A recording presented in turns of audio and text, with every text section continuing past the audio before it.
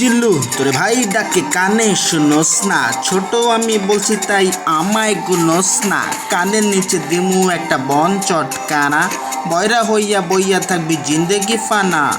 বাঁচতে চাইলে হাতের টিকিট মুখে জিন্দাবাদ, ঈদের দিনের টিকিট কেটে দেখবি বরবাদ।